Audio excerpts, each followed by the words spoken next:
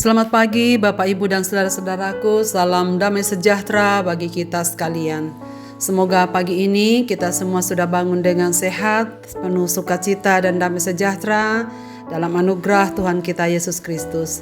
Senang sekali kita berjumpa kembali kita di acara Renungan Pagi edisi 28 Mei 2022. Kisah Rasul pasal 9 ayat 10 hingga ayat yang ke-15. Di Damsyik ada seorang murid Tuhan bernama Ananias. Firman Tuhan kepadanya dalam suatu penglihatan. Ananias, jawabnya, "Ini aku, Tuhan." Firman Tuhan, "Mari pergilah ke jalan yang bernama Jalan Lurus, dan carilah di rumah Yudas seorang dari Tarsus yang bernama Saulus.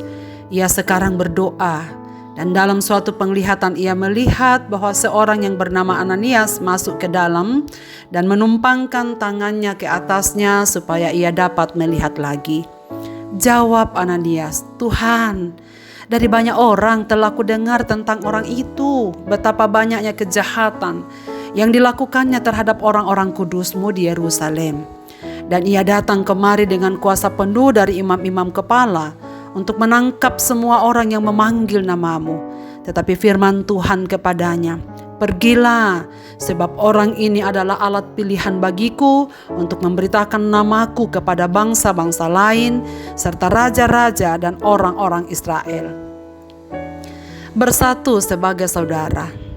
Saudara-saudara, sangat manusiawi jika mudah menerima dan bergaul dengan orang yang terkenal baik. Tapi bagaimana jika kita disuruh mengunjungi orang yang sudah jelas-jelas membenci bahkan bernafsu untuk membunuh? Tentu ini adalah perkara yang sangat berat. Ananias, seorang anak Tuhan di Damsyik, telah mendengar cerita tentang bagaimana kejamnya Saulus terhadap saudara-saudara seimannya di Yerusalem. Ia telah tahu bagaimana kebenciannya yang begitu besar terhadap saudara-saudara pengikut Kristus, bahkan ingin membunuh mereka. Namun di luar dugaan Tuhan Yesus menampakkan diri padanya dan memberi perintah agar segera menemui Saulus yang sedang ada di kota itu. Ia disuruh untuk pergi ke jalan yang bernama Jalan Lurus dan cari di rumah Yudas seorang dari Tarsus yang bernama Saulus. Sekarang sedang berdoa. Pergilah, menumpangkan tangan ke atasnya supaya ia dapat melihat lagi. Saudara sekalian, tentu ini berita yang luar biasa menggentarkan Ananias. Apakah ini tidak salah? Ia menolak dengan sangat berat hati melakukan perintah ini. Itu sebabnya Ananias mengajukan protes kepada Tuhan dan berkata, "Tuhan, dari banyak orang telah kudengar tentang orang itu, betapa banyaknya kejahatan yang dilakukannya terhadap orang-orang kudus-Mu di Yerusalem. Dan ia datang kemari dengan kuasa penuh untuk menangkap semua orang-orang yang telah memanggil nama-Mu." Ananias berkata, "Tidak hanya satu kali ku dengar, tapi penekanan bahwa ia sudah banyak orang yang telah bercerita kepadanya bahwa ia telah melakukan bukan hanya satu kejahatan tetapi banyak kejahatan terhadap umat-umat-Mu di Yerusalem." Ananias sangat keberatan, saudara sekalian. Tetapi Tuhan Yesus berkata, "Pergilah, sebab dia alat pilihan bagiku untuk memberitakan namaku kepada bangsa-bangsa, kepada raja-raja dan juga kepada orang-orang Israel." Saudara, akhirnya Ananias pun taat dan mengikuti perintah Tuhan Yesus. Siapa yang bisa menyangka secepat itu Saulus akan berubah?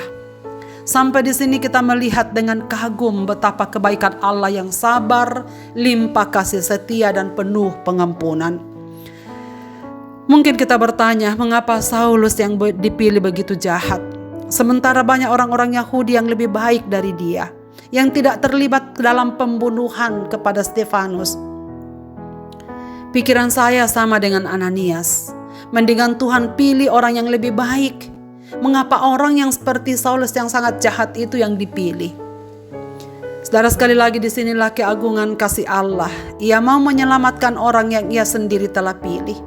Bukan karena kebaikannya, kesucian atau kelebihannya, tetapi karena anugerah semata, karena keinginannya sendiri. Sehingga siapapun yang dapat percaya kepadanya itu karena Tuhan yang telah beranugerah kepadanya. Ananias tak bisa menolak. Dengan segera menemui Saulus yang sedang dalam kebutaan dan tak berdaya.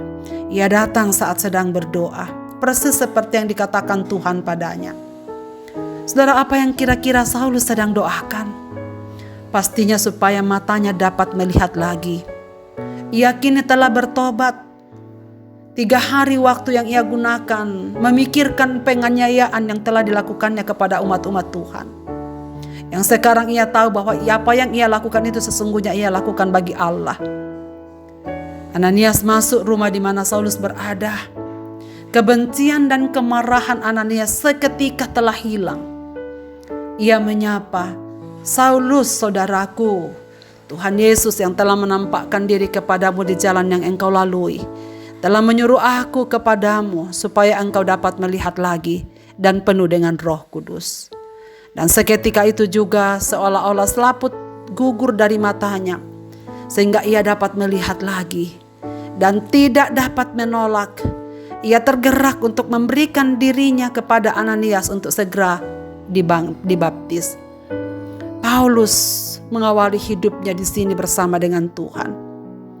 Saudara-saudaraku, sapaan yang sungguh akrab yang pasti menyayat hati Saulus. "Saulus, saudaraku." Dan inilah ajaran kasih Kristus yang tertinggi, pengampunan. Brian Greene, seorang penginjil di Inggris, menceritakan suatu peristiwa saat ia telah selesai berkhotbah memimpin kebangunan rohani di Amerika. Seperti biasa setelah ia berkhotbah, ia meminta respon dari pendengarnya. Beberapa orang berdiri. Tapi kemudian seorang anak perempuan dari ras kulit hitam segera berdiri dan berkata, "Melalui acara ini saya bertemu dengan Kristus. Dan dialah yang memberiku kemampuan untuk sanggup mengampuni orang yang telah membunuh ayahku." Saudara sekalian, rupanya gadis ini memasuki gedung ibadah itu dengan sakit hati yang dalam, kebencian yang dalam, kekecewaan yang begitu besar terhadap orang yang tega membunuh ayahnya. Dan ia mengatakan, "Dialah yang membuat saya mengampuni." Saudara-saudaraku, inilah intisari kekristenan yang sesungguhnya. Orang yang telah mengalami pengampunan dari Kristus akan sanggup mengampuni. Sekalipun orang itu telah menyakitinya, melukainya, mengecewakannya, serta membuat hidupnya sangat menderita. Secara manusia memang ini sulit kita lakukan. Tapi karena kasih Kristuslah yang membuat kita dapat melakukannya. Saudara, kapan kita harus mengampuni?